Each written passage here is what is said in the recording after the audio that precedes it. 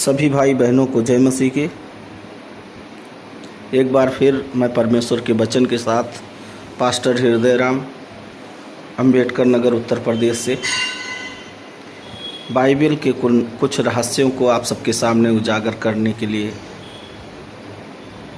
आया हूँ और परमेश्वर के वचन में आप सबका स्वागत करता हूँ। मेरे प्रियो, मैं आपको ये बताना चाहता हूँ कि आज परमेश्वर मानव जाति को जब बनाया तो मानव जाति को बनाने से पहले, आदम और हवा को बनाने से पहले परमेश्वर उनके हर एक सुख सुविधा को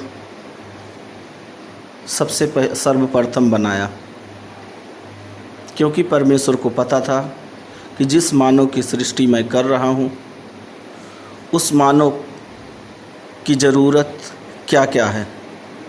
उन्हीं ज़रूरतों के साथ उन्होंने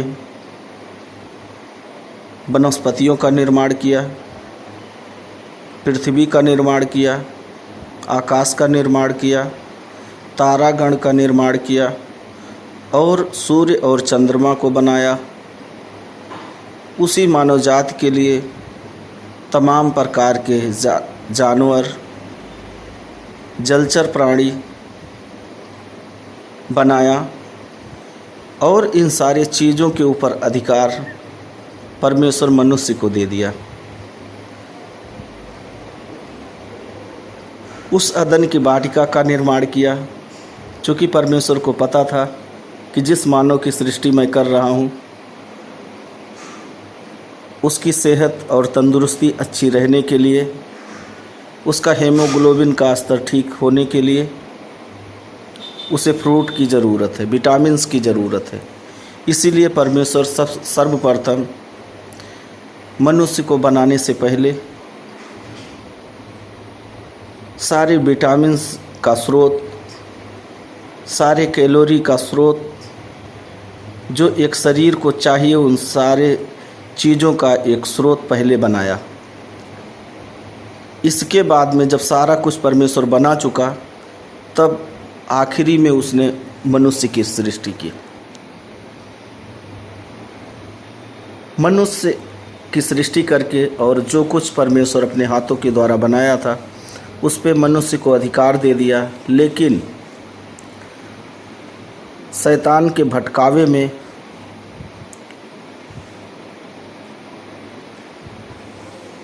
उसने अपने अधिकार को खो दिया और उसी अधिकार को पाने के लिए, उसी अधिकार को दोबारा दिलाने के लिए मनुष्य को प्रभु यीशु मसीह का जन्म हुआ। उनका जन्म एक रहस्य है, उनका यहाँ से जाना एक रहस्य है और उनका जो वायदा है कि मैं फिर आऊँगा और जब मैं फिर आऊँगा तो फिर वही अदन की वाटिका में जो सुख और चैन से मानव जाति रहते थे, वही सुख चैन दिलाने के लिए प्रभु यीशु मसीह बादलों पे सवार होके आएंगे और हम सबको ले जाएंगे। इन्हीं के साथ परमेश्वर आप सबको आशीष दे। जय मसीह की।